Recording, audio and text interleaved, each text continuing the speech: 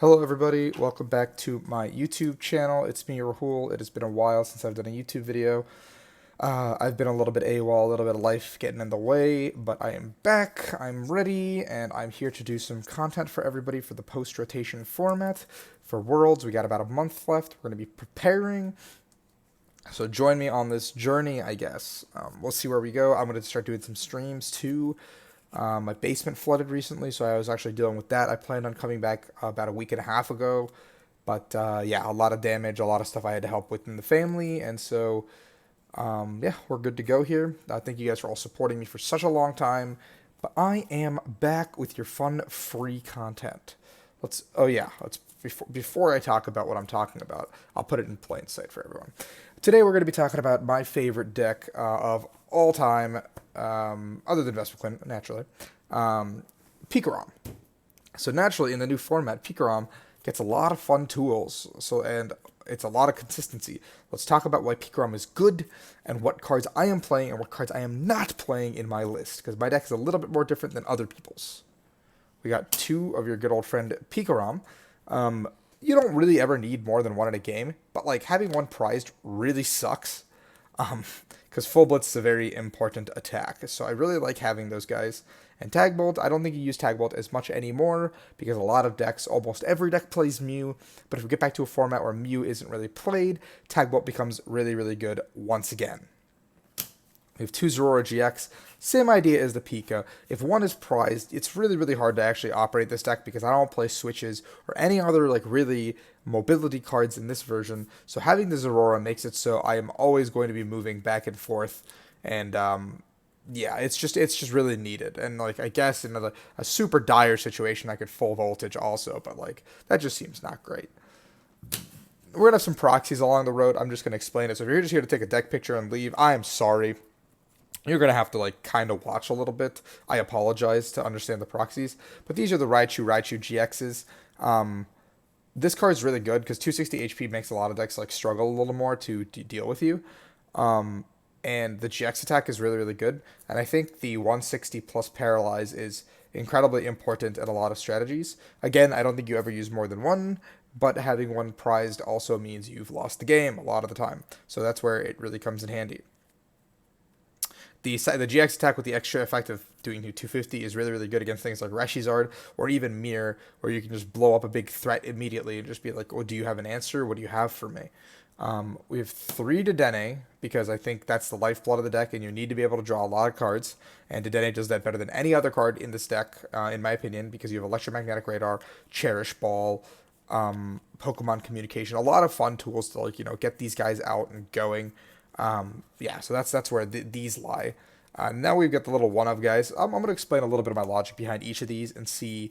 And again, this list has changed a little bit in the last 2 or 3 days since I put out my article. I'm not trying to deceive anyone or anything. It's just literally I'm testing and I'm learning and adapting as we go in the new format, as everything is really fresh to me and to a lot of players as well. We have the Coco Prism. I mean, I don't think I need to explain that guy. This guy I need to explain a little bit. A lot of the time, I think having an extra Pokemon is good for Pokemon communication. Sure, this guy's probably one of the worst openers I could ever ask for in the deck. But that also being said, I think if I can utilize the Irregular correctly, I'm putting back Electro Powers or Tag Switches or Scoop Ups or something like that to give myself a little bit of more of late game fuel. That being said, this Irregular could easily be anything else like an Electro Charger, because that serves the same purpose of Electro Powers, blah, blah, blah. But we're trying him out because I'd like a little bit of extra Pokemon to play some PikaRoms.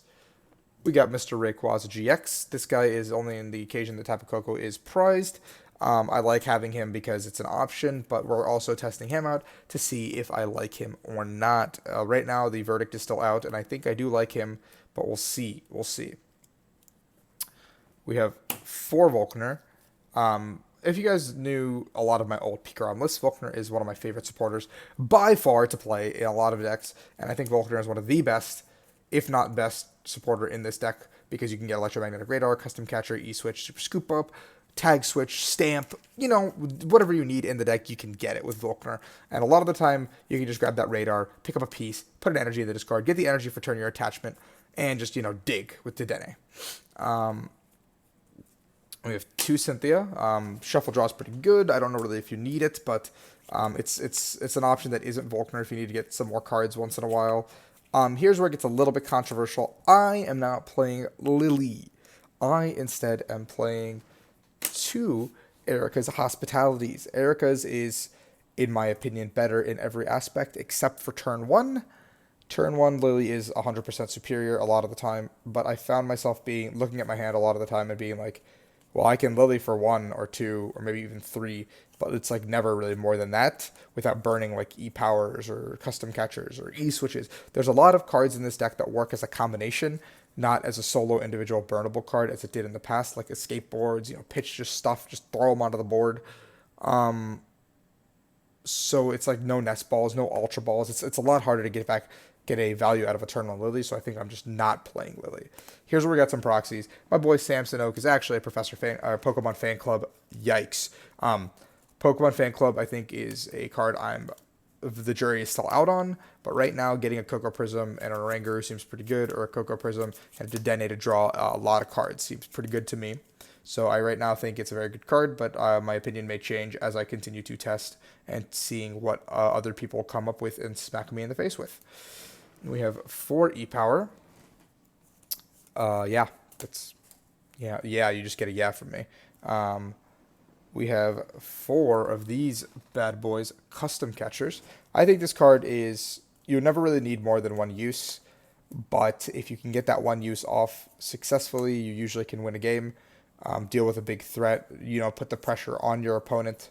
Either using Choo Choo GX or Tag Bolt, or even a Full Blitz that does a lot of damage, or even putting something, bringing up their thing, smacking it, putting 160 on it. Like I said, this format has a lot less healing than we had in the past. So doing damage to threats is really important. So Custom Catcher adds a lot of value. If you don't play Custom Catcher and people figure that out very quickly, then your deck immediately loses its threat value and people can disrespect you by building a big bench. And there's a couple of decks in this format, like Dark Box or Reshizard, that will definitely beat you if they can build a big bench. Just build up their threats on their bench, I meant. There's 3 Energy Switch. I think this card is pretty important to just, doing stuff with your deck, like full blitzing and then playing cards and figuring stuff out. From there, we have 3 Super Scoop Up. Super Scoop Up is a card that I am not entirely sold on, but it is a card that is healing, and it's also a high rolly card that'll help you pick up something like a Dedenne, pick up something like a Rayquaza, pick up something like an Oranguru, just get them off the board, pick up something that's damaged, like a Choo Choo or the PikaRom, and just, sit there for a little bit, because the damage cannot be healed in any other way. So if your opponent, say, burns like double Custom Catcher or other resources to just bring up your threat and smack it, and you do that, all of a sudden, like you just negated their entire turn, they're down some resources, and all you used was 1 Super Scoop Up, in your opinion. So you can tag switch energy off, you can tag switch energy on, you can E-switch energy off. That's why I think 3 E-switch is important too, because you want to be resetting your attacker almost every turn, and just playing this like aggressive 2-shot healing game.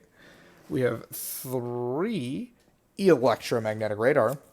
This card is good. It's pretty good. I think 4 is also a really good amount, but right now I think this is a good amount. I have 2 Cherish Ball, but those 2 Cherish Ball may not stay. I'll explain what I would like them to be or what they potentially can be as we go to when I introduce them into the equation. Here's where we get a little bit of proxies, and bear with me here. It's a little bit confusing. I promise. They're the first cards I could grab. They're not. There's no thought that went into these. 2 Reset Stamp. Yeah, 2 Reset Stamp is good. You ever need more than 1 in a game a lot of the time, just to like, if your opponent knocks out a big tag team of yours, you can just go like Reset Stamp, do something, and then ask if they have the response. And the Reset Stamp should help you not like help you be in a position where you don't they don't have the response. I don't know if 2 is correct or 1 is correct, but you never need more than 2 in a game. They're just kind of dead cards in the early game, which is why I want less dead cards in my deck. These 2 backwards guys are tag switches. Tag switch is really, really important in this deck, I think, and it actually gives it a huge boost because you can kind of move between your tag teams, and you don't only have PikaRom as an option as an attacker anymore. You have another big boy attacker who has more HP and a place that you can safely store your energies besides that pesky Sledgehammer turn. We have 2 Cherish Balls, and these 2 Cherish Balls, I'm going to explain right now what I think they should be. If they were not Cherish Balls, I think it should be second Pokecom and fourth electromagnetic radar. But right now I have them as two nest balls, and or cherish balls, and I've been pretty okay with them. There's definitely room for improvement. I think, yeah, but right now we're gonna leave them as cherish balls. That's what I've been testing. We have one Pokemon communication. You only need it for the Kogar Prism, really, or the Rayquaza GX. So I haven't really put too much thought into the Pokecoms, but these two get cut. Like I said, this becomes this, and this becomes this, and you're good to go. This is Stadium Nav. I think Stadium Nav is a pretty good card. It lets you get what you need to get. It's a Vulcaner for a Stadium, effectively, if you can get one of the two, which odds are it's a 50-50, so you should be able to get one of the two. So it's a Vulcaner for a Thunder Mountain, really, which is my next card.